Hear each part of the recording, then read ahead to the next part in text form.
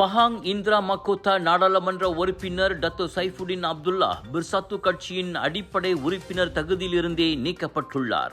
பிர்சத்து கட்டொழுங்கு நடவடிக்கை வாரியத்தின் கடிதம் நேற்று மாலை தமக்கு கிடைக்கப்பெற்றதை கட்சியின் உச்சமன்ற உறுப்பினருமான அவர் உறுதிப்படுத்தினார். கட்சி விதிகளை மீறியதாக கூறி அந்த நடவடிக்கை எடுக்கப்பட்டுள்ளது. எனினும் அவர் என்ன தவறு செய்தார் என்பது அக்கடிதத்தில் குறிப்பிடப்படவில்லை.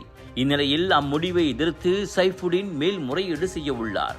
முன்னதாக பஹாங் மாநில பிரிகத்தா நேஷனல் தலைவர் பொறுப்பிலிருந்தும் அவர் நீக்கப்பட்டிருந்தார்.